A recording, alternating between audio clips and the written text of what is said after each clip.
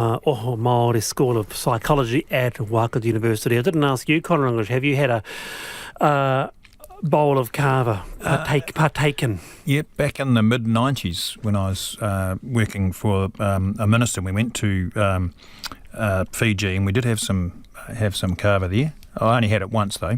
It's an acquired taste. Once you get into the acquiring of it, it's absolutely refreshing. Yeah, and it is a social, interactive sort of exercise as well. So I can see how people, like doing it as a group.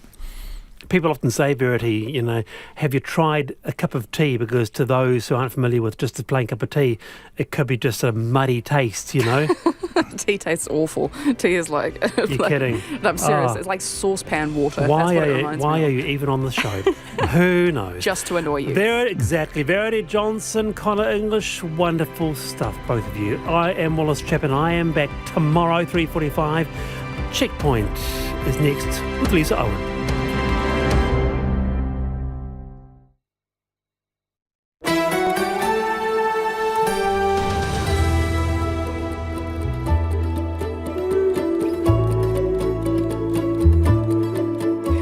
Te whakarongo mai koe ki te reo irirangi o Aotearoa. This is Checkpoint on RNZ National. I'm Lisa Owen. Haere aki nei, the embarrassing political left hook that the Prime Minister didn't see coming. His former Minister, Meka Whaitiri, has defected to Te Pāti Māori. So how come she's still in Parliament, and is anyone else bailing out of the waka? We've got the latest and we'll go live to London where the Prime Minister is. The high school using CCTV and QR codes to stop addicted students slipping out for a sly vape. Cyclone Recovery Minister Grant Robertson is live too with what's next for the worst hit regions. And right now, swimmer Jono Ridley is gutsing out the last leg of his record-breaking 100k open water swim. Come on, Jono, we're checking in on you. RNZ News at 5 o'clock. Ahiahi Mādia. Good afternoon, I'm Evie Ashton. Meka Whaitiri's shock switch from Labour to Te Pāti Māori has caused controversy in Parliament today. The Speaker has ruled that the Ikaroa Rāwhiti MP will now be treated as an independent, but opposition members are questioning whether she should even stay an MP. Here's our political editor, Jane Patterson. At issue is the so-called waka-jumping law. If an MP notifies the Speaker they've resigned their parliamentary membership of their party or that they wish to be recognised for parliamentary purposes as either an independent MP or a member of another party, they lose their seat. Despite Ms Whaitiri announcing this morning that's exactly what she had done, it appears not to be the case. Speaker Adrian Rirafei told MPs she emailed about where she wanted to sit and about casting proxy votes, an email the opposition says should be made public. New Zealand is increasing its military and humanitarian support for Ukraine.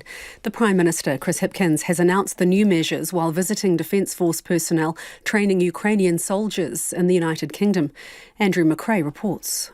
The measures include extending the training deployment for another year and adding 2 additional personnel to training programs in Poland. $2 million will go to the Ukraine Humanitarian Fund, $1.5 million to the UN High Commissioner for Refugees, and $1.3 million to the International Criminal Court to help ensure justice for victims in Ukraine.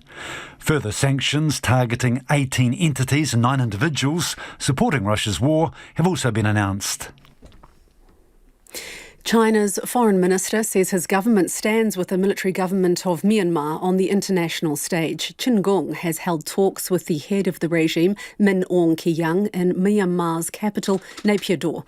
Russia also supports the regime, which has been shunned by many countries since it seized power in a coup 2 years ago.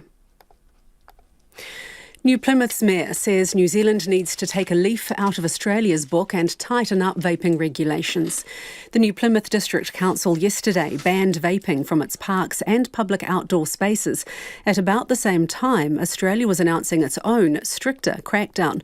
Neil Holdham says the tobacco industry is targeting children via vapes, and this can't be allowed to continue. Realistically, we've got to stamp out the sale of vaping to our kids. You know, they're targeting primary and intermediate age kids, and it's got to stop. Neil Holdham says a regulatory environment similar to that for alcohol might be required. The government has ruled out tighter regulation before the election. A councillor trapped in the eastern Bay of Plenty township of Waimana says the place is like a ghost town. Slips and flooding in the area have blocked roads, isolating several communities. Te Urewera ward councillor Andrew Isles says Waimana residents can't access basic supplies because their local shop owner can't get into the town. Road access has been cut and left Waimana basically isolated. Usually you hear traffic roaring through the main street, and behind me you hear the traffic on the other side of the river roaring along State Highway 2. But there's a deadly hush. The Waimana Gorge Road, State Highway 2, is expected to remain closed overnight. The Bay of Plenty Regional Council says the Whakatane River is at its highest since 2019, but flood defences will be able to cope. Kiwi Rail is lifting speed restrictions on Wellington's train lines, allowing commuter services to return to normal tomorrow. A breakdown of the only machine in the country that can evaluate tracks forced hundreds of trips to be cancelled this week. Kiwi Rail says it finished assessing the Kapiti line last night and will assess other lines over the next few nights. The boxing future of Commonwealth Games silver medalist David Light remains unclear since he suffered a stroke after a world title fight. He became unwell when he returned to New Zealand from his WBO cruiserweight title fight loss in Manchester in March and is now in hospital recovering from neurosurgery. His coach, Isaac Peach, says the incident highlights the dangers involved in many sports. The limelight will come on it because of it's boxing, but I think it's rugby, I think it's league, I think it's every sport, and it doesn't happen often, but what these guys do is real, and it's an unfortunate thing. Black Caps spinner Ish Sodhi wants the bowlers to take charge and turn things around in their one-day series against Pakistan. Pakistan lead the 5-match series 2-0 after comfortable wins in the first 2 games, with Game 3 tonight in Karachi. Sodhi says they must dismiss the Pakistan openers more cheaply if they're to save the series. That's where Pakistan have definitely beaten us in these games, is they've established good partnerships at the opening, top of the order. Fakhar Zaman has played incredibly in the last 2 matches, and I think to be able to break that initial partnership is going to be very important for us. Meanwhile, Australia have lost their World Test #1 ranking to India. Philadelphia 76ers centre Joel Embiid has been named the NBA's most valuable player, and Arsenal's back at the top of the English Premier League after a 3-1 win over Chelsea. That's the news. A message from a royal. Well, you know what you're getting because he's been practicing for a bit. And I don't think he'll change. A marathon swim through the night. Every half an hour he has a feed. He needs to have a lot of energy input, so he has some donuts and some meatballs. And driver concerns that might surprise you. It was a bit of a surprise to us to see parking availability at hospitals coming in at 4th highest on the list. What's grinding your gears? Morning Report, weekdays from 6 on RNZ National. And we're funded through New Zealand On Air. You're with Lisa Owen next on Checkpoint. Right now, the short forecast from Met Service to midnight Thursday. Northland to Taranaki, including Taumarunui and Taupo. Periods of rain with possibly heavy falls. A few thunderstorms north of Cambridge today. Coromandel and Bay of Plenty, occasional rain or showers. Possible thunderstorms about Coromandel Peninsula today. Gisborne and Hawke's Bay, scattered rain clearing from northern Hawke's Bay and Gisborne this evening. Whanganui and from Taihape to Wellington, also waded upper. Rain spreading from the north today. Heavy falls possible about Taihape and from Horowhenua to Wellington. Marlborough, Nelson and Buller, periods of rain with some heavy falls easing tomorrow morning, but heavy falls returning late tomorrow. Westland and Fiordland, rain with heavy falls and thunderstorms easing tomorrow morning. Canterbury, Otago and Southland, cloudy periods with rain at times today and overnight. Mainly fine tomorrow, but areas of low cloud in the evening. And Rekohu, Chatham Islands, fine and cloudy periods. The time is 7 minutes past 5. I will have traffic news and headlines for you at 5:20. Nā mihi Evie, tēnā koutou katoa, no mai haere mai ki Checkpoint I tēnei rā, ko Lisa Owen tēnei. In an election year bombshell, Labour Minister Meka Whaitiri has jumped ship, her shock defection blindsiding her own caucus, including the Prime Minister. She remains in Parliament as an independent MP, but intends to contest her Ikaroa Rāwhiti seat this election for Te Pāti Māori. Opposition MPs are now questioning why she's not been booted from her electorate and Parliament under the waka jumping provision. Here's our Deputy Political Editor, Craig McCulloch.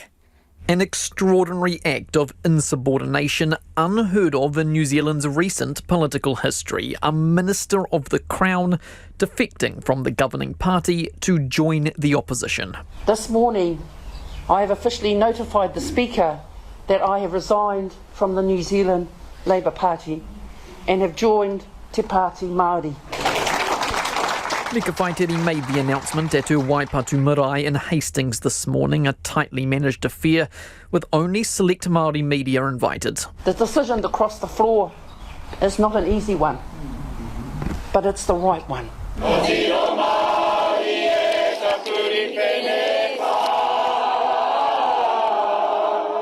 The emotional event was framed as a coming home celebration for an MP who spent a decade away in the Labour Party. This election, she says she will stand again in her Ikaroa Rāwhiti seat, but this time for Te Pāti Māori. I have spoken my truth. The decision is in your hands. Tēnā tātou katoa. The defection has left Labour reeling, the Prime Minister blindsided while on the other side of the world. The ultimate betrayal. He was alerted overnight after landing in London for the King's coronation, left to read media reports while the rest of New Zealand slept. I haven't had a conversation with Meka Whaitiri yet, and I obviously want to do her the courtesy of hearing what she has to say, if anything. She did not return that courtesy. No phone call, not even a text message to her soon-to-be former boss. He will have seen the announcement. Her Labour colleagues were also left in the dark, most learned via rumours which began circulating yesterday. Today they were putting on a brave face, some more successfully than others. I just feel disappointment, really, and sadness. Look, if she doesn't want to be with us, it's better off that she moves on. So I'm sad to lose a tuahine, but she's got her own reasons. You know, politics moves fast. These things happen and we just move on with stuff. Pretty disappointing, but, you know, we can't really dwell on that. We're just got to get on with the job. The senior Māori MP, Kiri Allen, is seemingly the only Labour caucus member so far to speak directly with Meka Whaitiri.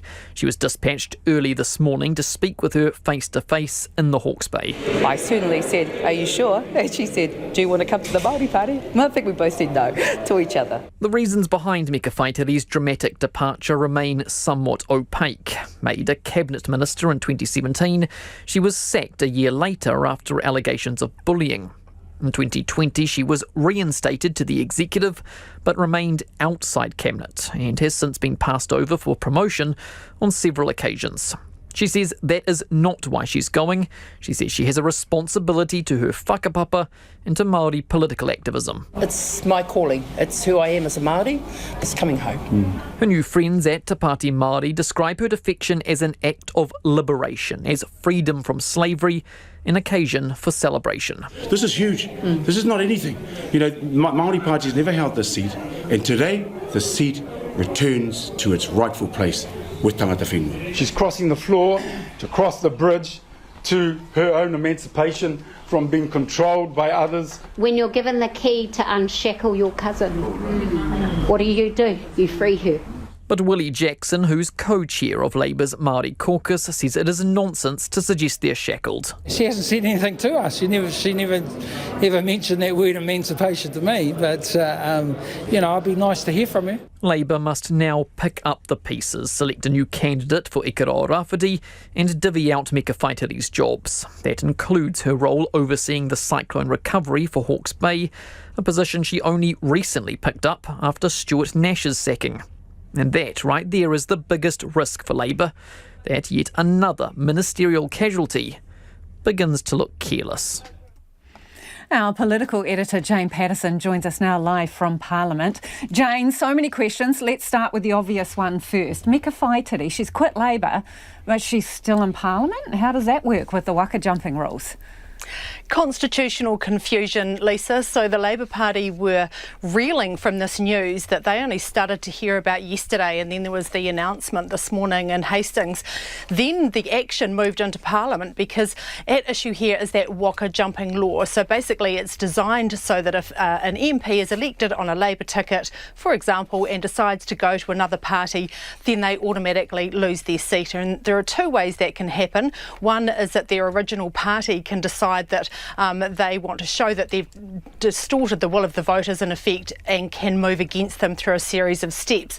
But the first one is through the MP themselves, and if they, through a written notice to the Speaker, advise the Speaker that they have resigned from the parliamentary membership of the political party for which they were elected, or that they wish to be recognised for parliamentary purposes as either an independent MP or a member of another political party, their seat automatically becomes vacant. Now, in her public announcement this morning, Meka Whaitiri said, "This morning I have officially notified the Speaker that I have resigned from the Labour Party and am joining Te Pāti Māori effective immediately." Now, based on that statement, i.e. that email was sent in exactly that spirit and those words, then that would have triggered the act. But in between all of that, the Speaker of the House, Adrian Rerewhei, came to Parliament and said that basically the way that she had communicated meant that it didn't reach the threshold. So there was about 20 minutes back and forth between opposition MPs who were clearly perplexed about why she hadn't triggered the law.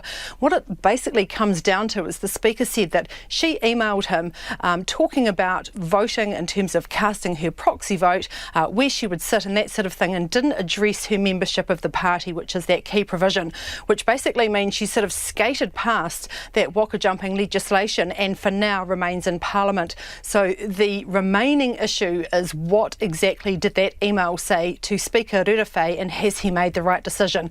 Opposition parties say the only way to judge that is for that communication to be released. Has he said whether he'll do that? We have actually asked him. We've emailed the Speaker's office asking for those details, asking about any other interactions, for example, with the Māori Party. For example, this morning, after the announcement at the marae, Meka Whaitiri and Pāti President John Tamahiri faced the media, and she was asked, "Did you mean to vacate your seat?" And she said no. And then John Tamahiri intervened and said, "Look, we're working through these issues with the Speaker. You know, it would be inappropriate until those conversations have ceased." So we'd like to know what those conversations were too in terms of interaction with the Speaker's office. We have not had a response so far from the Speaker, but from his Labour Party colleagues, there seems to be no indication or desire to release that email and keep this controversy going. They really want to shut it down. They want to avoid a by-election, but all of this has definitely kept the controversy going well into the afternoon. What about the broader politics? It's hardly mana enhancing for the Prime Minister and the Labour leader, Christopher Hipkins. He had no idea this was coming. And then during the announcement, they have really used the imagery of slavery, talking about her being emancipated and shackled by the Labour Party. What are the broader implications here? Are there more people to follow? How does it play out with the election and the electorate? That was certainly the narrative that the Māori Party, both the co-leaders and the President, were expressing, that Meka Whaitiri had been unshackled from the Labour Party, where the inference was that they had a whole lot of policies, or Labour and the government had a whole lot of policies affecting Māori that she was basically bound to agree with in public, even if she disagreed, and she had gone to be to a much freer party where she could be herself and return to her iwi roots. That is the narrative that they want to get across. Her Labour Party colleagues say, well, we haven't had those discussions with her. She's, as you just heard Willie Jackson say, we haven't had those conversations. They're really trying to downplay the significance of this, but of course it's damaging, and it's very damaging the way that it's been done too. The shock value, not only for the public announcement, but also to her colleagues, and to have the Prime Minister arriving in the UK for the King's coronation, and the first questions that he's facing are, what is happening, what's going on? And he had not only been informed about it by her, but there's been no contact since then. When Meka Whaitiri was asked about, whether she would do him the courtesy of any communication, she just said, well, he will have seen the announcement. So that is still being digested by Labour Party MPs. No suggestion at this stage that any other MPs will follow in her suit, but this is very interesting for the general election in that Ikaroa Rāwhiti seat. She's a long-term MP there. She's held it for 10 years. She inherited it from Labour stalwart Parakoro Horomea. It's very good name recognition, of course, local connections, Ngāti Kahungunu, so that will be a battle royale. And of course, Labour now left with actually having to find a candidate, a good, credible candidate for that seat, because up until yesterday, they had presumed that Meka Whaitiri would be fighting that seat for them. Lots to come on this one. Thank you, Jane. That is Jane Patterson, our political editor, live from Parliament there. 17 minutes after 5, Kia amo tonu mai. Do stay with us. You're listening to Checkpoints on RNZ National. Wild weather is bearing down on the Bay of Plenty and is expected to deteriorate in Taranaki and Northland later tonight. Some Bay of Plenty residents are being told to boil water because of flooding in the water intake. Whakatane Civil Defence Duty Controller Nicholas Woodley joins us now. Kia ora, Nicholas. Can you tell us the latest, please? Yeah, kia ora, Lisa. So we've still got Ruatoki cut off. It's the roads into the valley are impassable due to flooding, which is meaning that we can't get to the water treatment plant to do the testing that we need to do. Turbidity is elevated due to the source. It's quite close to the river and quite shallow. And so we've put that precautionary for water notice. So how far is that spread in terms of having to boil water, and what is the deal with flushing toilets too? Everyone in the valley run their own systems. It's not a reticulated system, so that would be fine. It's not a overloaded system. We did have problems in Whakatane itself earlier today with recommending people not to minimise the use of the wastewater system, but that problem's eased as the rain hasn't been very heavy today. And what about potential evacuations, and how's the river looking? The river's looking pretty good. It's starting to drop, which is great news. It did come up a lot overnight last night, but today it's eased off and it's continuing to go down. At the moment, we haven't required anyone to evacuate, but we have put messaging out to the effect that if people are concerned about safety in their own homes, to self-evacuate and go to friends or family or reach out to council if they don't have somewhere else to go. And you mentioned obviously floodwaters and Ruatoki. What about other roads, slips, anything that people need to be wary of? Yeah, we've got a number of slips and other roads that have surface flooding, and there are slips continuing to come down as well in some parts of the district. So we are just recommending people to drive with caution and just to be aware that they may encounter these things on the roads unexpectedly. Appreciate your time, Nicholas. That's Nicholas Woodley, who's the Whakatane Civil Defence Duty Controller there. It is 5:20. You're with Checkpoints on RNZ National. Homai or whakaaro, we would love your feedback on anything you've heard on the programme this evening. What do you think of Meka Whaitiri resigning from the Labour Party and her ministerial role, yet she's still in Parliament, even though we've got this waka-jumping legislation? Is that right or wrong? Why? 2101 on text. You can tweet us at checkpointrnz or email checkpoint@rnz.co.nz. Also would like to hear from you if you're in one of those areas that's being hit by bad weather. Let us know what it's like in your part of the world. It is time to go to the headlines now. Evie's standing by. Ko Evie anō tēnei. Opposition MPs are questioning how former Cabinet Minister Meka Whaitiri can remain in Parliament following her decision to leave the Labour Party. Ms Whaitiri announced this morning she'll stand for the Māori Party in Ikaroa Rāwhiti. But Parliament's Speaker Adrian Rudafe says that she's not officially vacated her seat, so can remain as an independent MP. New Zealand is extending a training deployment for Defence Force personnel and promising about $5 million in aid to support Ukraine. The Prime Minister, Chris Hipkins, has announced the new measures while visiting the Defence Force personnel who are training Ukrainian soldiers in the United Kingdom.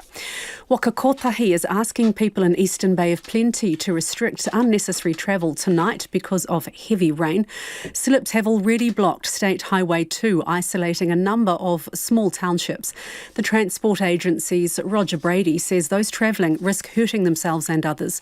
Roger Brady says the highway will be assessed early tomorrow morning for further damages. And New Plymouth's mayor says tobacco companies are targeting younger and younger children with vapes, and the government needs to take a harder line against the product. The New Plymouth District Council yesterday banned vaping from its parks and public outdoor spaces. Neil Holdham says a regulatory environment similar to that for alcohol might be required. Those are the headlines. Looking at traffic, as you heard in the news, State Highway 2 is a bit battered at the moment. Station Road at Tāmiatua through to Wainui Road at the Waimana Gorge is closed because of flooding, slips and a fallen tree. There's also a slip slowing things down on State Highway 33 near Maniatutu, close to Okere Falls, just outside of Rotorua. And there's a lane closed on State Highway 30, not too far away near Rotoma. Rain obviously causing problems. Our next traffic news and headlines are at 5:40. Ngā mihi, Evie. New Zealand boxer David Light's future in the ring is uncertain after the 31-year-old suffered a minor stroke.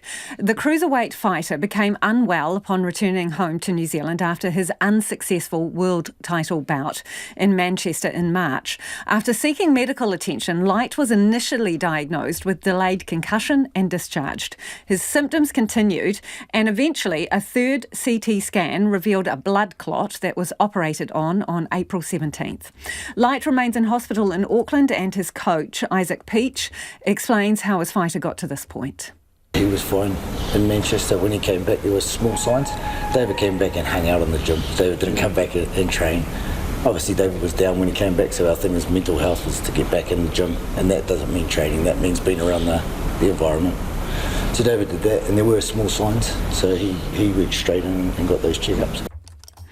And joining us now is sports reporter Felicity Reid. So what do we know about David Light's current condition, Felicity? So some of those small signs there that Isaac Peach was talking about was signs of memory loss. So that's what he had picked up once he'd come back into the gym. As he mentioned there, he's back in the gym, not training, but he was around his fellow fighters and people in his gym, and they sort of noticed that small memory loss.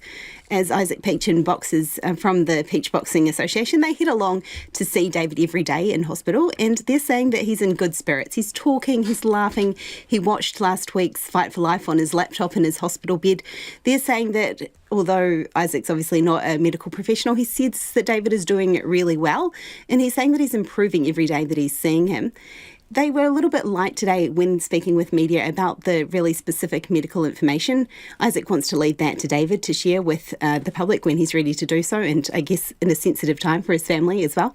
But Isaac hasn't seen something like this before with any of his boxers, and he says it was quite devastating for the gym. These are boxers that hang around David every day. They see him in the gym and they interact, and they're obviously all playing in the same sport as him. So none of them had reached out to Isaac to say that they didn't want to partake in the Fight for Life. So they weren't rattled in that way per se, but that they were quite shocked to see their friend in the state that he is in. Yeah, it's a pretty serious situation at 31 to be suffering from a stroke, and raises all those questions again about contact sport.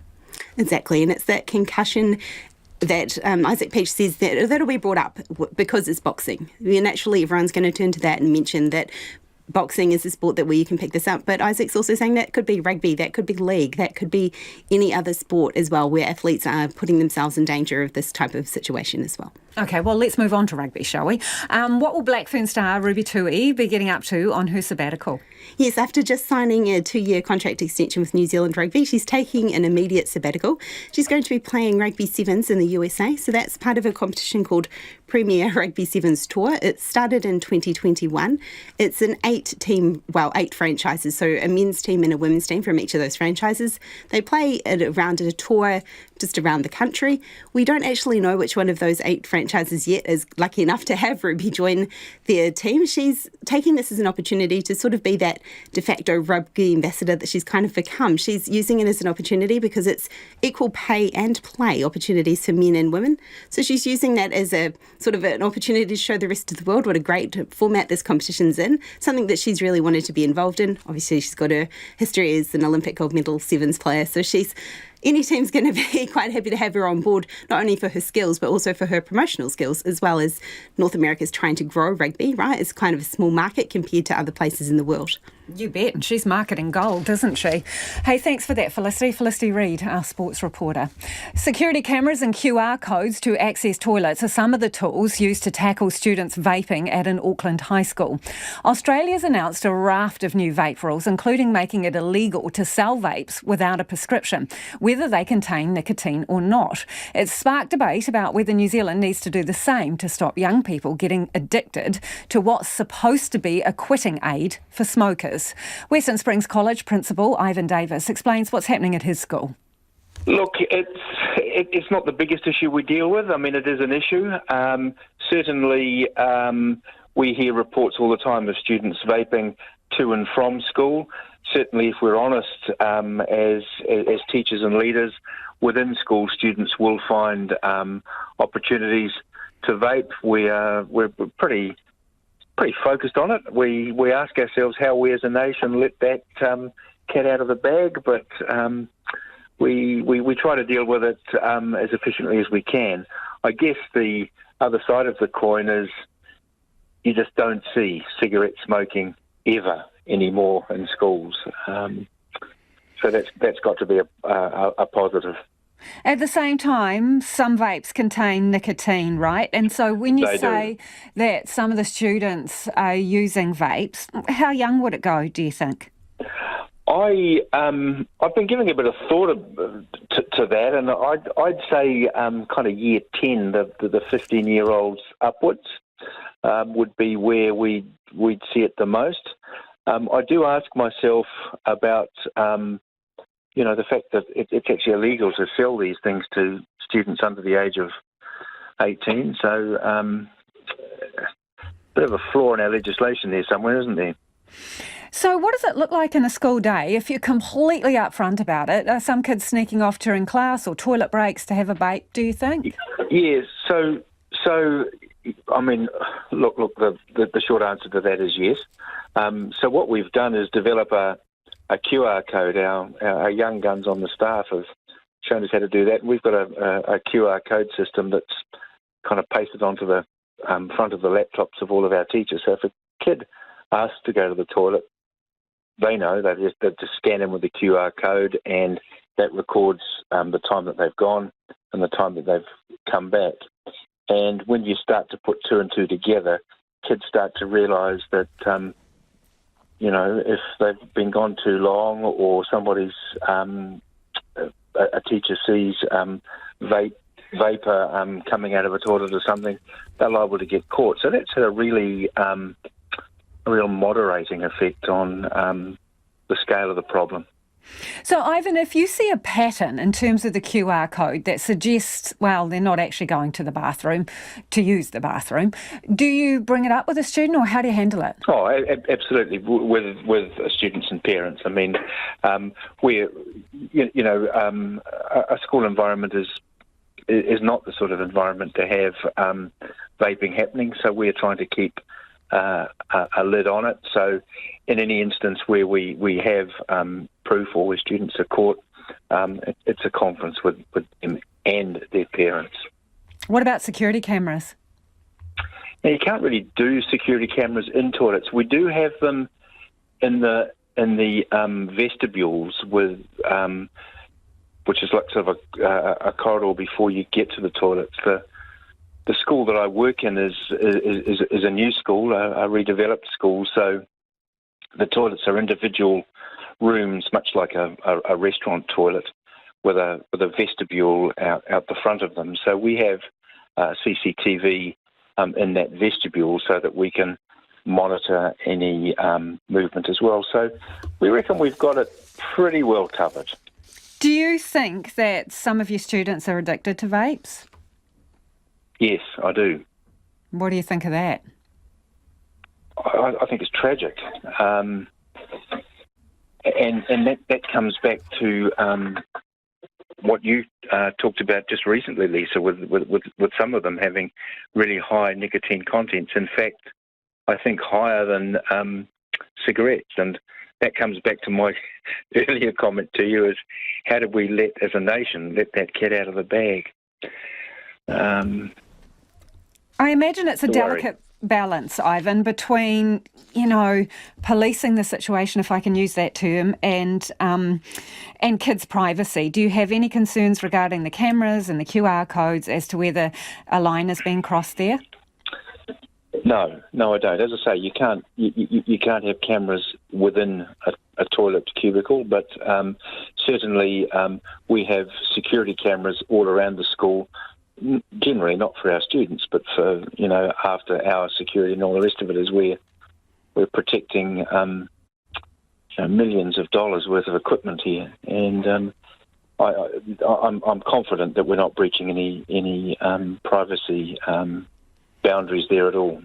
So you mentioned legislation and obviously how these young students are getting access to something that supposedly is illegal for them to purchase. As a principal, would you like to see stricter policing or changing rules? Australia's going to prescription only for vapes.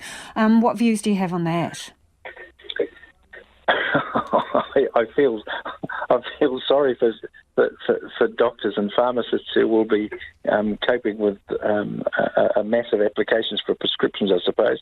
But it does highlight, doesn't it, the concern that society has about this phenomenon that's just arisen so quickly. We as a school would be much more comfortable if access to vapes was much more difficult for kids. And that's Ivan Davis from Western Springs College in Auckland. Let us know your thoughts on that one. Do we need tougher rules to stop young people getting addicted to vapes? 2101 on text, or you can tweet us at Checkpoint RNZ. It is 27 minutes away from 6. Kia amo tonu mai. Do stay with us. You're listening to Checkpoint on RNZ National. It's time to go to the business news now. Ko taku hua e nai nei, ko Kim Moody. Kim, unemployment holds steady at 3.4%. Wages rising at record pace too. Kia ora, Lisa. That's right. Some new labour market data out today showing the unemployment levels staying still stuck at 3.4%. Now, when we talk about the labour market, it's usually one of the last parts of the economy to actually slow down if we do see a slowdown. So some interesting data coming out today on this. So breaking records all over the show a bit as well. So wages on the up. Private sector wages rose a record 4.5%. And another measure that used hourly pay rates showed that for some people, their pay increases beat inflation. So some people got a pay rise of 7.8%, which is, above inflation right now. Labour force participation rate also increased. The employment rate for women increased. All of it showing a really tight labour market. A lot of people are working, but, it's still really hard for some employers to find staff. Perhaps not as much competition as some employers would like to see. And I should say, wage rises can prove inflationary as much as, we all love to see a bit more money in our bank accounts, and goods and, food, all the basics have gotten so expensive now. It's nice for some people to be able to actually afford these things that we need with record high inflation. The fact is it can fuel this inflation cycle. If I get used to, having a bit more money to buy more expensive goods, then I expect that I'm going to be buying more expensive goods. People expect inflation to continue and to be paying these high, wages and prices for everything that we buy. So it can be a bit of a vicious cycle. Now, some economists are saying after today's data, there are some signs that the labour market might have peaked. They're expecting unemployment to rise a bit in the coming months. Now, for the Reserve Bank, what this means is, we might be looking at another rate rise one more time when it meets later this month. Most economists are picking that. that of course is going to make things more expensive for people to, pay those mortgages. And then hopefully, the Reserve Bank hopes at least a bit of a slowdown rather than, a very, very tough time ahead. And the Reserve Bank's financial stability report is out. What does that tell us? Yeah, so the half-yearly financial stability report came out today. We talked about this a bit yesterday. What I thought was really interesting in this report, it shows that house prices are still overvalued. So we've been reporting a lot, and you hear a lot in the media about house prices falling. They've now fallen about 16% from their peak. So that's taking them back to levels we last saw around the start of 2021.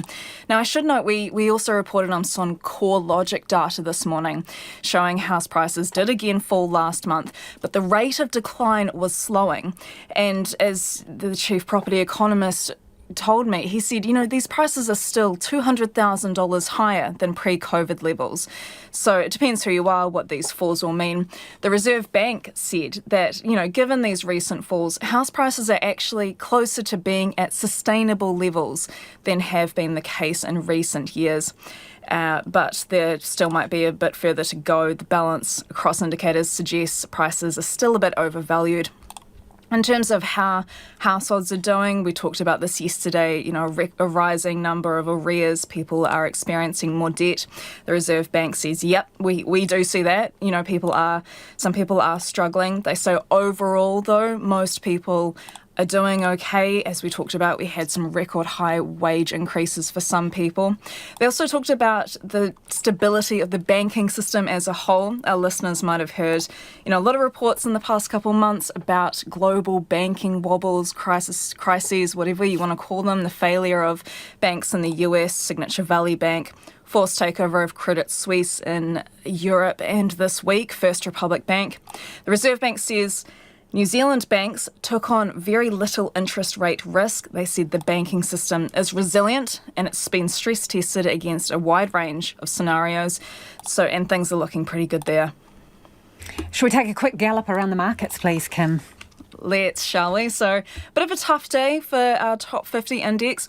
It trimmed its losses in the end, but it still fell 130 points or 1.1% to 11,908, perhaps reflecting some concern ahead of the US Federal Reserve's interest rate decision. That's tomorrow morning our time. We'll bring you the news of that when that lands.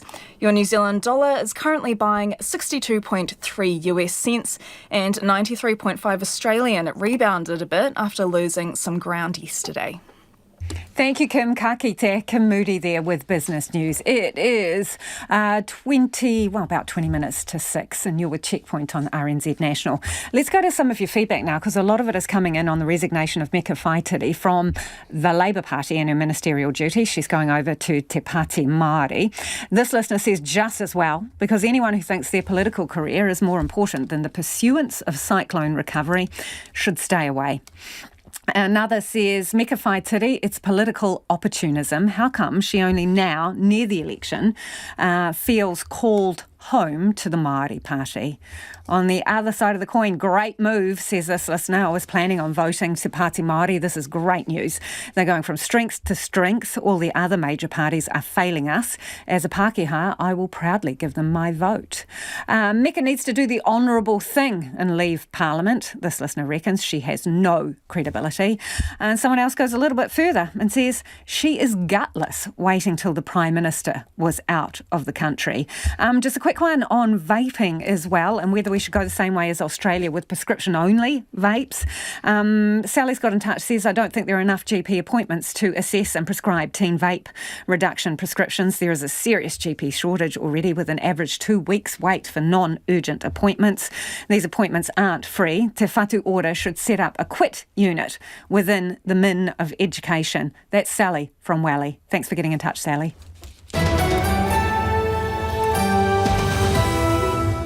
Homai o whakaaro, we'd love you to join the conversation. Send us your feedback on anything from vapes to political defections, 2101 on text. You can tweet us at Checkpoint RNZ or the email address checkpoint@rnz.co.nz. Headlines now, Anea Iwi, Mina Pitipita Kōrero. Labour MPs heading into the House this afternoon have expressed their surprise and disappointment that colleague Meka Whaitiri has defected to Te Pāti Māori. Ms Whaitiri says she'll stand for the Māori Party in her Ikaroa Rāwhiti seat, which encompasses the entire east coast of the North Island. The head of Labour's Māori caucus, Willie Jackson, says she'll be missed and that she had made a valuable contribution. But he also says it's disappointing that Ms Whaitiri hadn't spoken to him personally. People trapped in cut-off towns in Eastern Bay of Plenty say they're becoming used to extreme weather. Slips have come down in heavy rain in the region, isolating Ruatoki, Awahau and Tāneatua. The chair of the Ruatoki Tribal Authority, Patrick McGarvey, says there are 100-year floods regularly now, so the community has learned to adapt. New Plymouth's mayor says the government should be looking at regulating vaping products in the same way alcohol is. The New Plymouth District Council yesterday banned vaping from its parks and public outdoor spaces.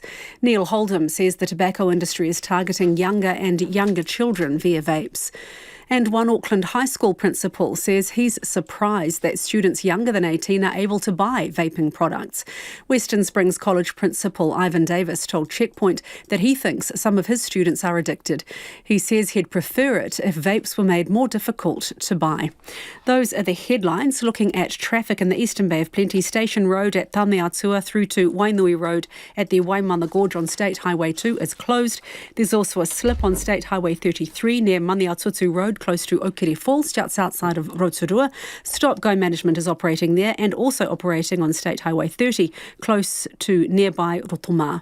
Our next news and weather is at 6 o'clock. Kia ora rā, Eho. Meka Whaitiri's surprise defection has come while Prime Minister Chris Hipkins is in London for the King's coronation. He received the news not long after touching down in the UK. Our reporter Katie Scotcher is travelling with the Prime Minister and joins us now. Katie, I imagine there are a few people choking on their coronation quiche. A bit of a distraction for the Prime Minister. What's he said about it? Kia ora, Lisa. Yeah, that's right. Probably the last thing the Prime Minister wanted to see when he arrived in London last night, turned his phone off airplane mode and suddenly seeing reports that one of his ministers was leaving Labour to join Te Pāti Māori. Now, we spoke to him a few hours after he arrived in the UK. At that point, the announcement hadn't officially been made, so he was kind of limited in what he said. He said that he hadn't spoken to Meka Whaitiri. He tried to ring her after arriving in the UK, but had no response.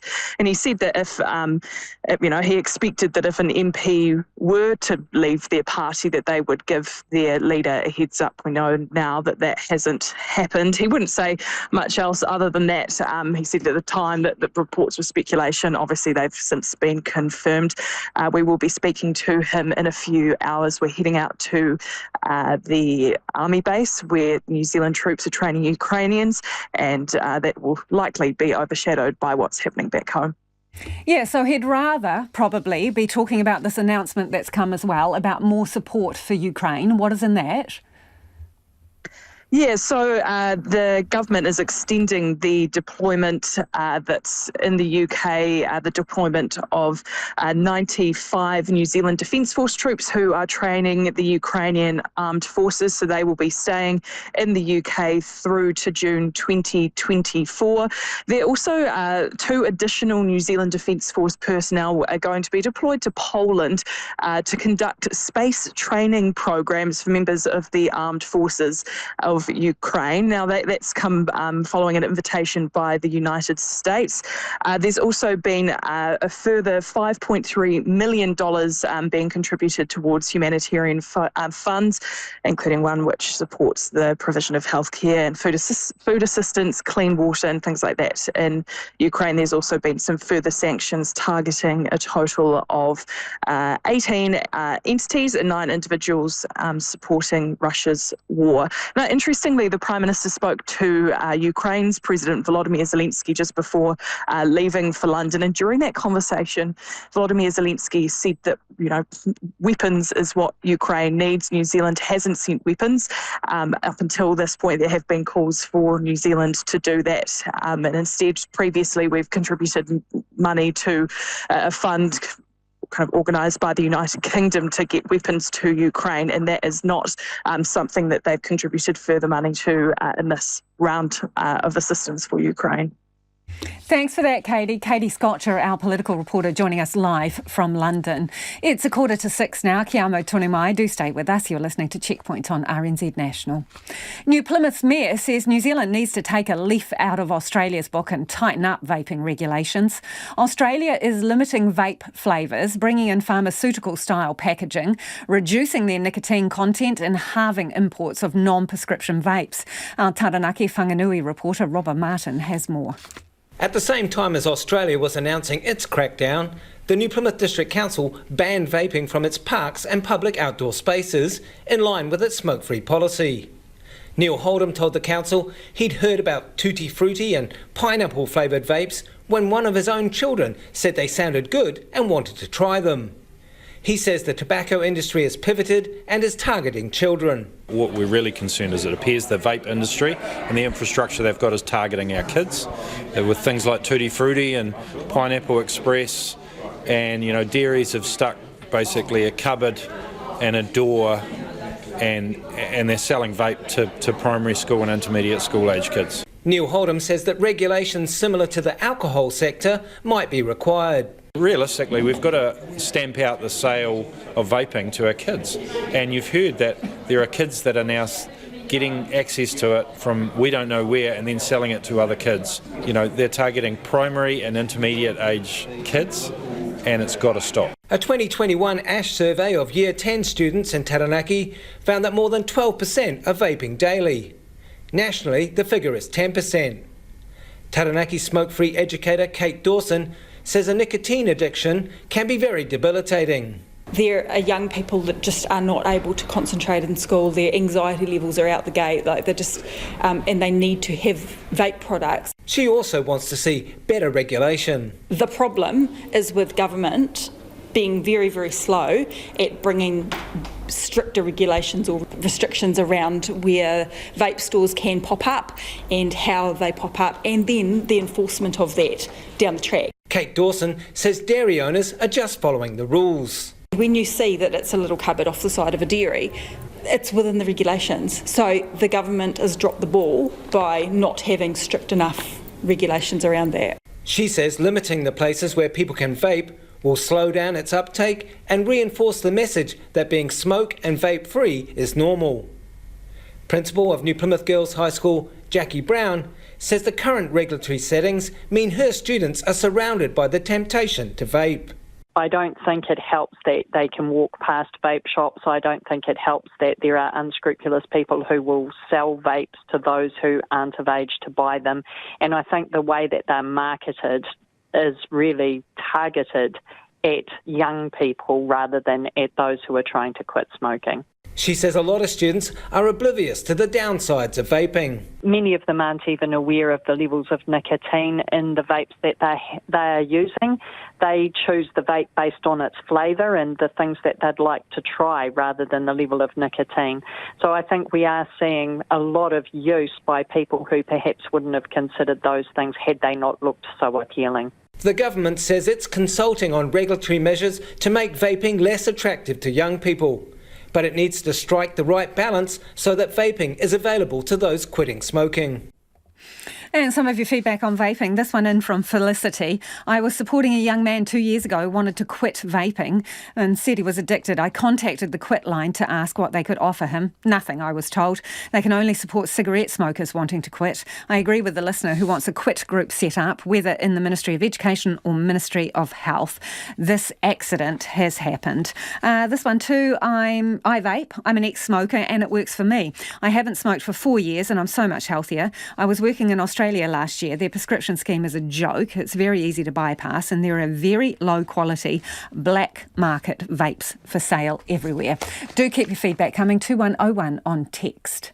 Machine, fish or just one determined swimmer? Jono Riddler is just a few hours away from making it to shore in his record-breaking, non-stop 100-kilometre open water swim from Aotea Great Barrier Island to Narrowneck Beach on Auckland's North Shore. Fuelled by donuts and meatballs, Jono has been swimming since 10 o'clock yesterday. But he's had to make a slight deviation in course to avoid some of the worst swells. He's doing it to inspire urgent action to protect and restore the health of the Hauraki Gulf. Now, Hamish Wilcox is on Jono's support boat and he joins us now. Hi, Hamish. How's it going? Where is he? Yeah, we're all good, thanks. It's pretty rough out here, and we're right off. We're really Browns Bay, Tor Bay. I'm thinking Browns Bay, and even into Murray's quite soon. Murray's Bay, North Shore, Auckland. Do you know exactly how many Ks he's done, Hamish? How far off the record he is? It's actually really worth jumping on the website and taking a look at that. I think we've probably clicked into high 80s. Would be my guess. I haven't looked, right now, but I've looked, Hamish. He's in a record. I've looked right now at Hamish. 96 Ks. It says on the tracker. You're so close. Wow. He's so close. It's amazing. I mean, obviously anything over 80 years are a new record, and he's definitely going to break that when he feet touches the sand. How is he looking out there? Well, there's obviously incredible fatigue going on, and I have no idea what must be going on in his head.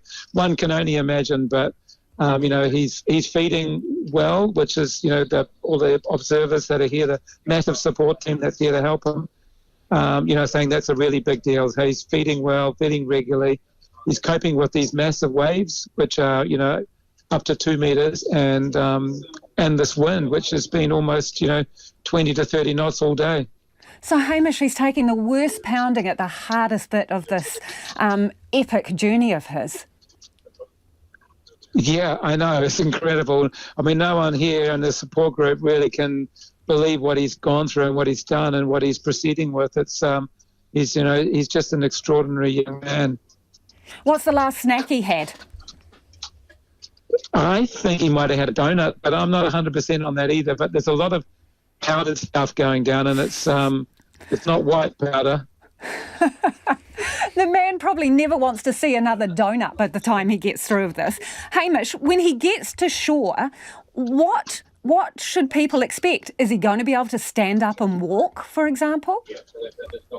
I think it's probably going to be a lot of people around just to make sure that he's 100% okay, because there's a lot of things that can go, a little bit awry with spending that much time in the water, mainly the body temperature, I understand. But, I don't think he's going to be standing up and running anywhere when he gets home, when he gets on shore. One can only imagine the sort of fatigue he's going to experience. And I hear from other long-distance swimmers that you kind of come out covered in sort of sea slime. Do you know anything about that? That makes sense. I mean, you're in the water for a long time, and it doesn't take very long for things to form on you, So I can imagine that would be, I think pretty early on his agenda would be to get rid of, all that body stuff, and freshen up. But he's done an incredible job. Obviously a huge passion for the Gulf is what's driving him to this incredible attempt, and I know that he's going to be stoked with all the support he's received. We heard there was there's been all kinds of people trying to get out or got out to see him in, and I know there's a massive group of people just waiting to find out which bay he's going to end up in.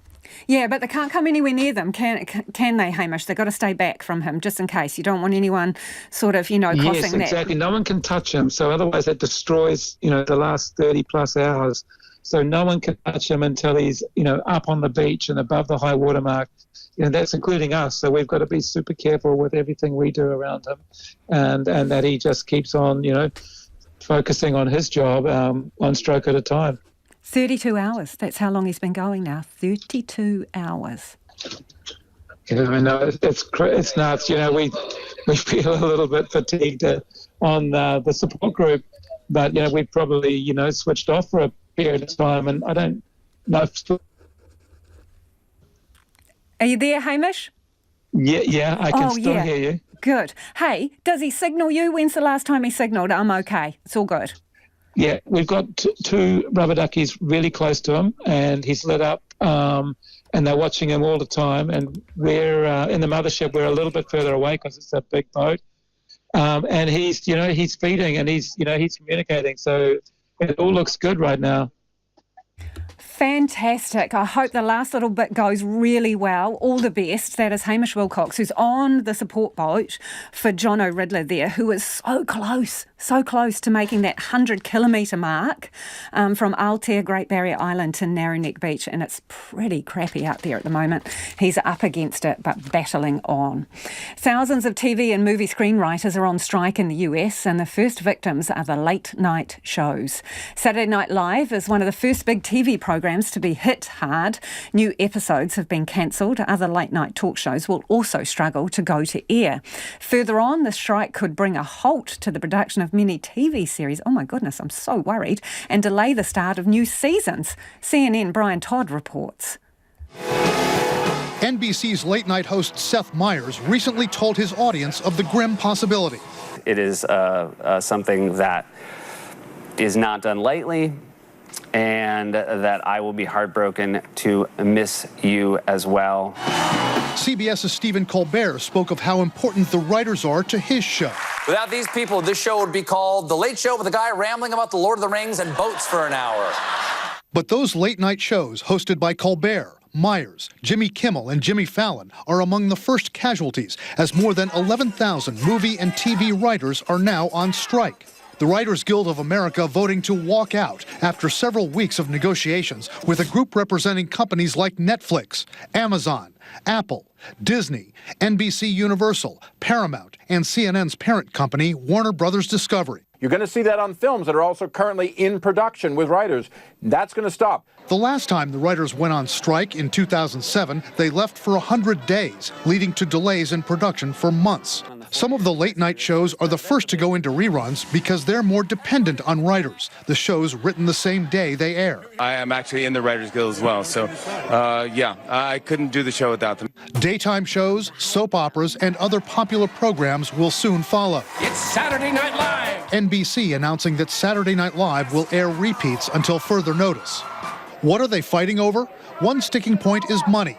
Many writers say because streaming has changed the industry so much, they're making less than they were a decade ago. Unfortunately, we have a situation where too many writers, certainly that I know, my contemporaries, guys in their 50s, women in their 50s, who all of a sudden, even though this is supposed to be peak television, are not making a living, like are worrying about like how they're going to like pay their mortgage and stuff. Analysts say writers are also worried about being replaced by computers writing scripts using artificial intelligence. I think that a lot of writers feel as though with AI coming in, they might get really, really small gigs. And so they want to make sure that they have a minimum duration of work and a minimum pay guarantee.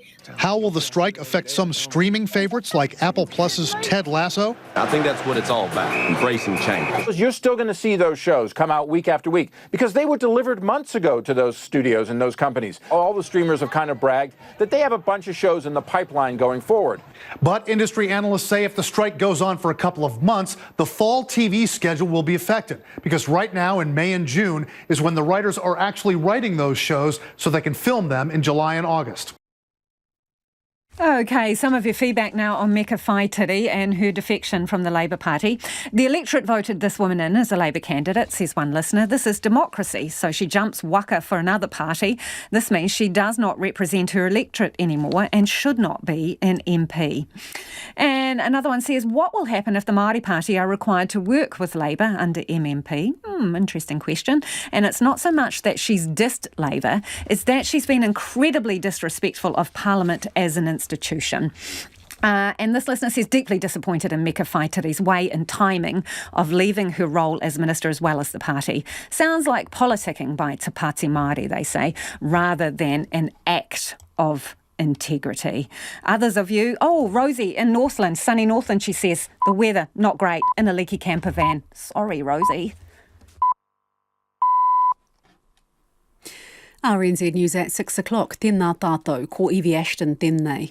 Parliament's Speaker has declared that former Labour MP Meka Whaitiri has not officially vacated her seat and can remain in Parliament as an independent MP. The Ikaroa Rāwhiti MP announced today she is resigning from Labour and joining Te Pāti Māori. She could have been automatically expelled from Parliament under the so-called waka jumping law, but Speaker Adrian Rudafe says he's not received a letter from her, so can't remove her as an MP. Regardless of the way that the Honourable Meka Whaitiri has advised both the public, the Labour Party or anyone else about anything that she's doing, she has not notified me. Meka Whaitiri did email Adrian Rudafe this morning, an email the opposition says should be made public. The co-chair of Labour's Māori caucus says Ms Whaitiri will have a fight on her hands to retain her seat if she seeks it as a Te Pāti Māori candidate at the election in October. Willie Jackson, who's also Labour's Māori Seats campaign chair, says he believes Labour will retain it. I'll be surprised if we lost the seat, given the history of the seat. Meka is a product, she was mentored by Parekura Horomia, and Parekura, he was Labour through and through. Willie Jackson says he's already spoken to one or two potential candidates. Civil Defence says rivers in Eastern Bay of Plenty are beginning to drop. Heavy rain has brought down slips and caused flooding across the region, blocking roads and cutting off some small communities. Whakatāne Duty Controller Nicholas Woodley told Checkpoint the situation is easing, but drivers should still be extra careful. We've got a number of slips and other roads that have surface flooding, and there are slips continuing to come down as well in some parts of the district. So we are just recommending people to drive with caution. Nicholas Woodley says no areas have been evacuated yet, but people can evacuate themselves if they're concerned. Waka Kotahi says State Highway 2 will be reassessed early tomorrow. A 10th person has been charged over the death of a Tauranga man last year. 51-year-old Mitchell Tekani died in his house at Maungatapu. A 25-year-old man was charged today with murder and assaulting other people present at a Maungatapu Road address in May last year. He'll appear in the Tauranga District Court tomorrow. And a man has been charged with the manslaughter of a 60-year-old man who was found with serious head injuries in Manurewa last month and who died a week later. The 48-year-old accused had already been charged with intent to injure. The Greek Supreme Court has banned an extreme right nationalist party from taking part in this month's parliamentary elections. The party was established by a former MP for the Golden Dawn movement. The BBC's Danny Aberhard reports. The founder of the Greek's National Party, Ilias Kasidiaris, is currently in jail, where he's been using social media to campaign. He was convicted along with other Golden Dawn leaders in 2020 in a landmark case that declared the group a criminal organisation. Golden Dawn was linked to crimes against migrants and left-wing activists, including the murder of an anti-fascist rapper. The Supreme Court's decision upholds a ban on the party passed last month in the Greek Parliament. The Greek's National Party is comparatively small, but opinion polls suggested it could have crossed the threshold needed to win seats in the legislature. A bad batch of jet fuel has limited airlines to 80% of what they normally use.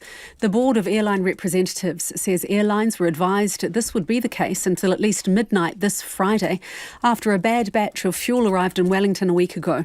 Executive Director Kath O'Brien says airlines are frustrated by further fuel issues. She says 3 bad batches of jet fuel have arrived in the country since November. Ms O'Brien says New Zealand needs to do all it can to ensure the fuel it imports meets requirements for use on arrival. 8 staff cars were broken into and another vehicle was stolen in one night at Rotorua Hospital last month. Now nurses are calling for protected parking, something the hospital hasn't had for more than a decade. Jordan Dunn reports. The break-in spree happened over just 9 minutes at 3 a.m. on April the 15th. Nurse Pam Kirk says the thought that her car could be targeted is adding anxiety to an already stressful occupation. The nurses' organisation is calling for safer parking and better security. Its spokesperson Kiri Nuku says most hospitals have some allocated car parks for its late staff, but not Rotorua. Te Whatu Ora Lake says it will trial locking its visitor car park for nurses working overnights. And the Automobile Association says it's surprised to see hospital parking availability rank among the biggest issues facing the country's drivers. The AA surveyed 2,500 members and 1,000 non-members in February. Spokesperson Dylan Thompson says both groups say hospital parking should be in the government's top 5 priority areas. Interestingly, if we look back to 2020, and our survey would have been done pre-COVID times, the parking availability at hospitals wasn't in the top 10 of concerns, and then it's jumped up since then and is featuring really highly. Dylan Thompson says phone use while driving also features in the top 5 for both groups, but potholes are the number 1 concern. That's the news. Tomorrow on Afternoons with Jesse Mulligan, Grant Morris with a history of rest homes in New Zealand. He says they're a modern development. Things were very different in the early days of colonial settlement, partly because there weren't so many elderly people in the country. On New Zealand sports history, we're talking to freestyle motocross legend Levi Sherwood. And it's Thursday, so we're playing Link 3 with some vinyl to give away. That's from 1 p.m. tomorrow on Afternoons with Jesse Mulligan here on RNZ National. We're on air, online and on demand. You're back with Lisa Owen next on Checkpoint. Right now, the short forecast from Met Service to midnight Thursday. Northland to Taranaki, including Taumaru Nui and Taupo.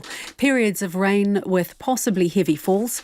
A few thunderstorms north of Cambridge today. Coromandel and Bay of Plenty, occasional rain. Possible thunderstorms about Coromandel Peninsula today. Gisborne and Hawke's Bay, scattered rain clearing this evening, except south of Hastings. Whanganui and from Taihape to Wellington, also Wairarapa. Rain at times, heavy falls possible about Taihape and from Horowhenua to Wellington. Marlborough, Nelson and Buller, periods of rain with some heavy falls, easing tomorrow morning, but heavy falls returning late tomorrow. Westland and Fiordland, rain with heavy falls and thunderstorms, easing tomorrow morning. Canterbury, Otago and Southland, cloudy periods with rain at times today and overnight. Mainly fine tomorrow, but low cloud about the east coast and Canterbury Plains in the evening. And Re Kohu, Chatham Islands, fine and cloudy periods. The time is 7 minutes past 6. I'll have news headlines for you at 6:30. Nā mihi iwi, no mai hoki mai. This is Checkpoint, ko Lisa Owen tēnei. A district councillor is taking on his own local body about the way it charges development levies. Manawatu District Councillor Andrew Quarry says ratepayers are being ripped off, but the council says the rules in their application are clear. Our reporter Jimmy Ellingham has more. A decades-old house in the corner of a block of farmland in rural Manawatu is the centre of the stoush. I've tried to survey off and sell a surplus house. My son and daughter-in-law wished to purchase the house they were living in, and rather than pay rent, it was surplus to my requirements, and so I got it subdivided off and sold to them. That's Andrew Quarry. But despite no new development, to create a new title he was charged a $5,800 development levy. The development levy comes about because of a charge by councils for the increase in demand that new development produces for the district. So the extra people that are housed in new subdivisions and new houses, they create extra demand on their council facilities, and there's a levy associated with that. Mr. Quarry paid it reluctantly. This house has been here for probably 70 years. It had occupants in it. There is no additional demand on council services whatsoever. So why have you been charged the levy? That's a very good question. The answer is that the levy is sitting not with the new title, but on the remaining farmland, which no longer has a dwelling. So there is potential for development there, but Mr. Quarry, who lives on a separate block of land with its own title, says he has no intention of building anything requiring council services. Therefore, he says he and others in his situation shouldn't have to pay the levy. I'm dead against it. It's totally unjustified. It's a scam. It's taking money from ratepayers. They're demanding payment to get the title. That is unjust. It should not be happening. Mr. Quarry says he would have no problem paying a levy if he were to build a house or other development which would draw on council utilities or services. Surveyor Bill Riordan, Fielding Director for Truebridge Associates, says hundreds of people could potentially be charged levies in similar circumstances to Mr. Quarry. And it's in the district plan as a rule, I think, that development contribution is payable when an additional title is created or an additional dwelling is built. What it covers is the perceived increase in demand on council services as a result of either building a dwelling or creating an additional lot. Manawatu District Council Chief Executive Shane Harris says the levy is applicable for a subdivision like Mr Quarry's. Oh, look, I don't know what he's planning to do. I can only talk in respect of what the policy requires, and that was when you create a unit of demand, then you create the requirement to pay a development contribution. In a general sense, is that fair when people have no plans for development? Look, I don't know whether he's got plans or what he's got to do with the land, but what it does set up is the ability for that property now to be developed as a separate title. So that's what creates the unit of demand. Mr Harris says the policy requires the levy's collection at the earliest possible stage, which is when subdivision happens. There is an option of delaying payment, but that's complicated and costly. He says the policy is in line with Internal Affairs guidelines and has been legally reviewed. Development contributions are set up to pay for growth in the district. So it's not a user pays levy. It is a levy that pays for growth infrastructure district-wide. You just don't pay the levy because you're going to go and build a house. Mr Quarry says he's still working out why he and others like him have to pay. I would have thought common sense would have applied, and I thought logic would have applied as well, but sadly that hasn't been the case. I think it's a scam, an absolute scam on the ratepayers, and the business ethics is appalling. But Mr Harris says there could be changes made to the levy policy after a review recently went out for public consultation. What we are making clearer in the policy is the ability to have that payment deferred until, for instance, a house is built on the property or a development on the property occurs. So that doesn't exist in the current policy, the ability to do that. Councillors will soon deliberate about possible changes. Mr Quarry is unsure if he can take part after he had to sit out a previous discussion with a conflict of interest. Australian households are bracing for more expenses after yesterday's shock interest rate hike. The Australian Reserve Bank stunned financial markets and borrowers by lifting the cash rate by 0.25% to 3.85%. The Reserve Bank Governor blames persistent inflation and rebounding property prices. The ABC's Annie Guest has this reaction from Brisbane. As children drop coins into a busker's violin case, nearby shoppers contemplate another interest rate rise. Yes, it will dramatically affect us. Like, I'm on maternity leave at the moment. This is your baby? Yes. How old? 7 months old, yeah. So we're already on half pay as it is. And yeah, we're in the process of building. So yeah, we're battling a lot of rises, price increases. So whether it's interest rates or building costs, yeah, it's a lot at the moment. She's grateful to have a government job to return to after maternity leave, while her husband has plenty of work as an electrician. Nevertheless, they're bracing for more interest rate rises. Until spending slows down, it's going to continue to go up. Yeah. And we were aware that we were on a good wicket for a long time of low interest rates. But these two brothers are a little more pessimistic. They work as fence builders. Their 70-year-old mum works 2 jobs and they all rent a house together. It's 4 years that we've been living there because they've put it up $50. 2 years they've done it. And so we just do anything we can. If there's something need fixing, I'll fix it. That sort of stuff. And you do that in the hope that the agents, the owners will keep the rent low? When they do have an inspection, they check and see, and then they notice that we've done that. And we sort of let them know in advance that we're doing that with an email just to say, hey, you know, if you could please not put rent up this year, that'd be nice. This is what we're doing to contribute. But I feel for everyone with the interest rates. I know that that's going to make so much hassles for everyone. While many face rent hikes after interest rate rises, this woman says her landlord has promised not to do so. I think we're very, very lucky. Very lucky. We're definitely the exception, I think. What would it mean for you if you didn't have that good fortune of a landlord not putting your rent up? It would be tough because we couldn't afford any more. I'm lucky, we're lucky we've got jobs, and we're lucky we've got a place to live. You know, there's a lot of people that haven't. It is 14 minutes after 6 and you're with Checkpoint on RNZ National. Hawke's Bay locals are on to their third cyclone recovery minister in just 5 weeks after former Labour Minister Meka Whaitiri's surprise defection. She's announced she's switching allegiances to the Māori Pāti, but in the meantime, she'll stay on in Parliament as an independent. Karen McAnulty is now acting cyclone recovery minister for Hawke's Bay. Reporter Kate Green asked locals in Hawke's Bay what they think about moving on to Minister number 3.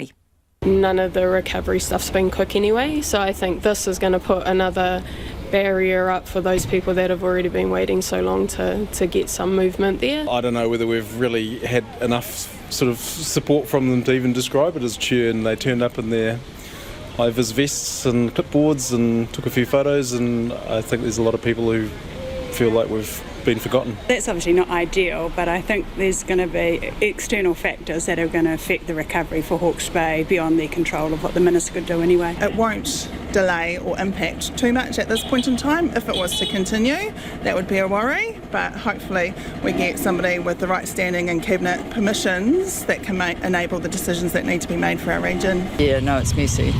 And it's not ideal for us.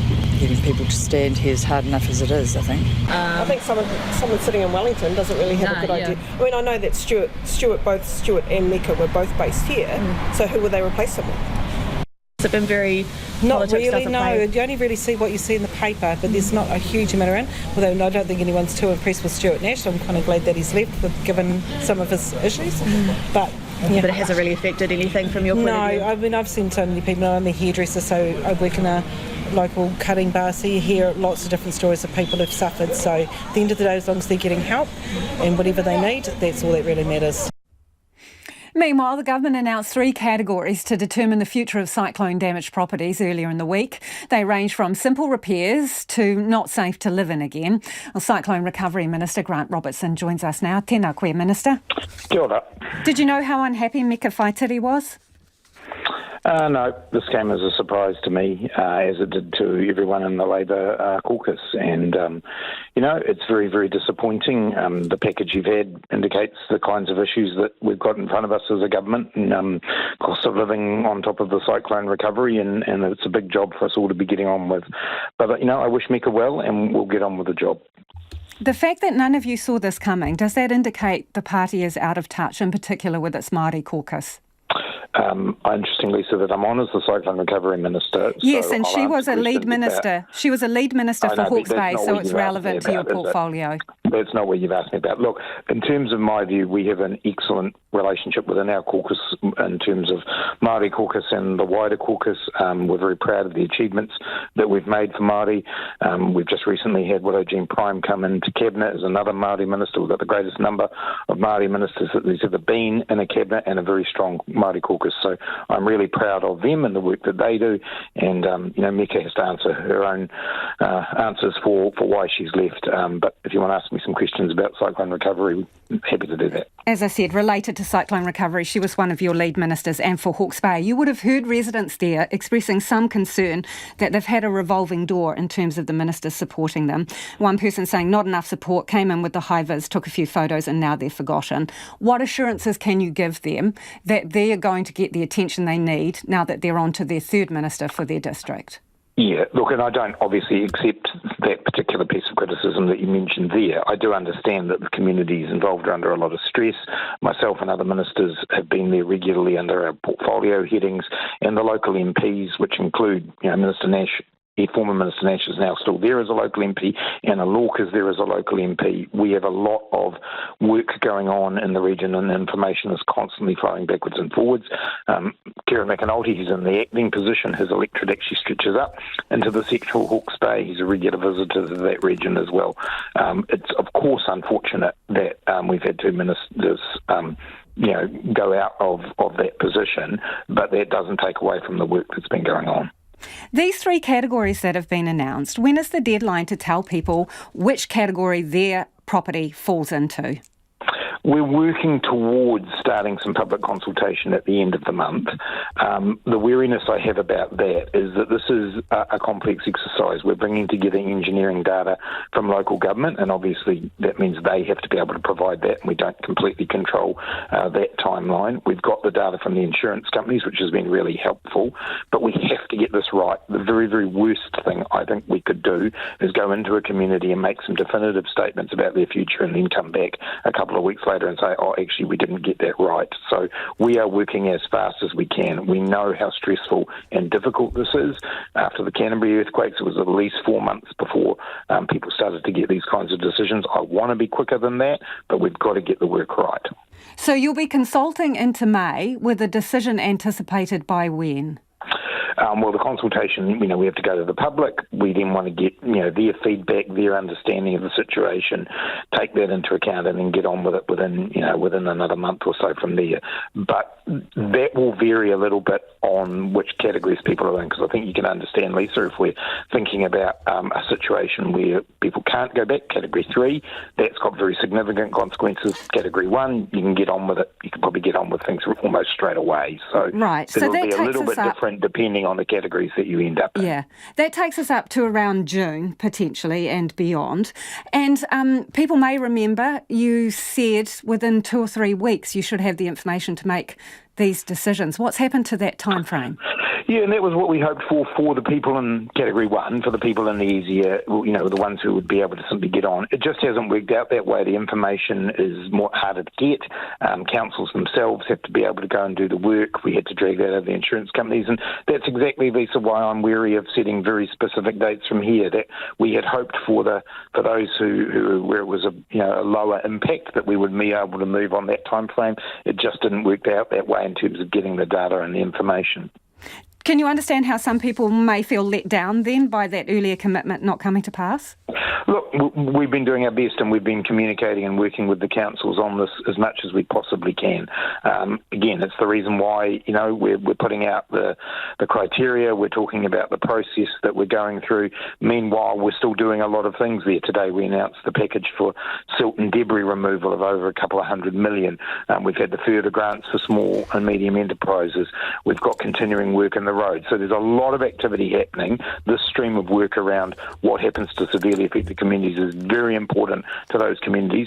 We want to make a quick decision, but we've got to make the right decision. So people in Category 3 who end up in that category where it's unsafe to rebuild there, who will cover the costs of retreat?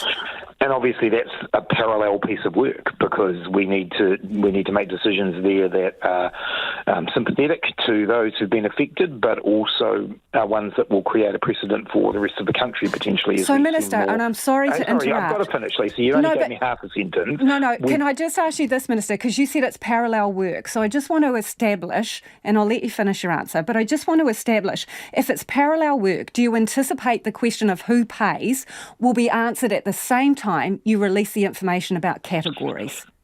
It's parallel work, and we will do our best to get ourselves in a position so that there can be clarity. But again, there may be some variation depending on particular circumstances. What I can say is the principles that we're working on the basis of is that, we appreciate the fact that the government and others needs to be a part of this. There is also a role for local government, and obviously there's a role for insurers and homeowners.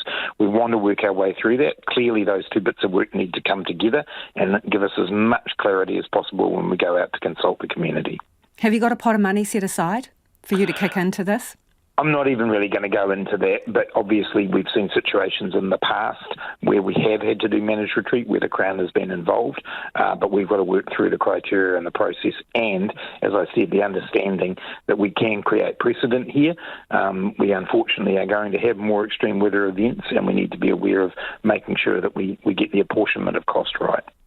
You mentioned the small business grants. There are local organisations responsible for handing out that money.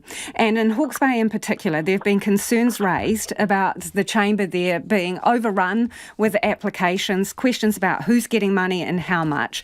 I'm just wondering what checks and balances there are on the way that money's being distributed. And are you happy with the way it's being handled in Hawke's Bay?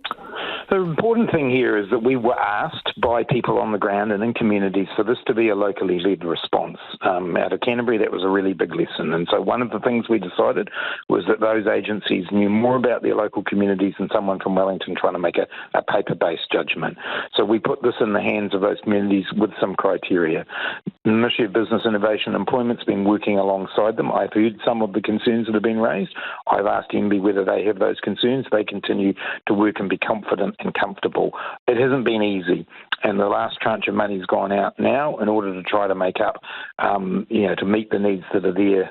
Everyone's closed their applications now, so we can work through those with the additional money. It's $75 million in total. It's a substantial sum of money, but I recognise for individual cases it won't cover all of their costs. We feel it's a significant contribution, and if we believe in a locally led response, we've got to support that. We're almost out of time, Minister, but that fund's been topped up, twice? Is there potential for another top-up? No, our belief is that the applications are now closed, and so therefore the additional funding's been provided on the basis of an estimate of what was needed to meet the applications that were already in the system. Appreciate your time this evening. That's the Cyclone Recovery Minister, Grant Robertson. The small Welsh football club, Wrexham, have held an open-top bus parade, joined by Hollywood actors and co-owners Ryan Reynolds and Rob McElhenney. Thousands of fans took to the streets to celebrate Wrexham winning the National League and promotion back to the English Football League after a 15-year absence. The BBC's Hewell Griffith has this report. After a journey that took 15 years to complete, a promotion party they'll remember for decades. 15,000 supporters lined Wrexham streets for a glimpse of the players and their celebrity owners too. After so long in the football doldrums, you have to savour success. This is the best day ever! 15 years of hurt! We turned it around and we're going up, up, up! Look what it means. Look what it means. There's the whole town behind the boys. It's cracking. It's brilliant. Wrexham! It's great for them to see the achievements of Wrexham, and they were mascots for the final game, the home game of the season as well. So just for them to see the ending and the final victory parade, it needs to be seen. This may be lower league football, but Ryan Reynolds and Rob McElhenney's series, Welcome to Wrexham, has propelled this club to another level. Streaming globally, it brought new international fans. Many find their way here to the turf, wanting to meet one of the stars of the show, Wayne, the landlord. It's bizarre, I open the door every day and there's 40, 50 Americans coming through the door every single day, so yeah, like I say, I sometimes, maybe in 5 or 10 years, I'll look back and think that was a bonkers couple of years. Hollywood money may have helped to secure Wrexham's success, but don't discount the emotional investment of these supporters. Just over a decade ago, it was their cash which helped to save the club from insolvency and stopped it from being wiped off the football map completely. So where next? The owners are ambitious and would like another party like this at the end of next season. Of course our goal is to get to the Premier League. Why wouldn't it be? If we can do that, whether it takes 5 years, whether it takes 20 years, that's the goal, that's the mission. And not surprisingly, it's one these fans are fully signed up to. Oh wow, straight through League 2, no problem. You're confident? Oh, without a doubt. We'll hammer them. Playoffs at the very least. Before that, the next stop on Wrexham's journey is an American tour, where they'll face Chelsea and Manchester United. A mismatch on the pitch, but as a footballing brand, Wrexham believe they can compete. Let's get back to the discussion about vaping now. This person says, I have been dismayed at the deterioration in young patients' mouths that occurs relatively quickly after they start vaping. Ooh, that's a gruesome thought.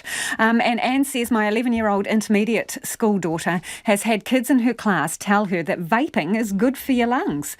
Kids need to be taught about the damage of vaping and what it can do, says Anne. Good point. Now, before we go, we've got a quick update on Jono Riddler, who is hoping to break a world record for an unassisted, non-stop 100-kilometre open water swim. Just reading that tuckers me out. Now, Jono left Aotea Great Barrier Island at 10 a.m. yesterday morning, heading for Narrow Neck Beach on Auckland's North Shore. He has been swimming now for almost 33 hours. He has had to divert slightly off course. Now, that's due to the weather conditions. He was facing some pretty big waves. He has swum 97 kilometres, so technically only 3 k's to go, but he's got 9 kilometres left to reach shore because of those diversions. Cripes, it must be painful. He is due to finish at 10:22 this evening. RNZ's going to keep you posted throughout the night. Don't forget, you can hear again anything you've missed on Checkpoint. We're on Spotify, Apple, or wherever you get your podcast from. Ko te kaupapa tuatahi a pōpō. Tomorrow on First Up, what's the difference between AI and a parrot? Wow, that is a pressing question. Find out tomorrow on First Up from 5 a.m. You will not want to miss that one. Kia pai tōpō. Have a fantastic evening. Thanks for listening. Catch you tomorrow.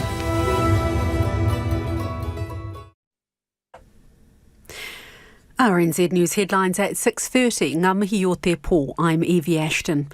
The opposition says an email Meka Whaitiri sent to Speaker Adrian Rurafe should be made public after he ruled she could remain in Parliament despite saying she's leaving the Labour Party and joining Te Pāti Māori. Labour's Māori caucus co-chair says he'd be surprised if Ms Whaitiri retained her Ikaroa Rāwhiti seat at the next election.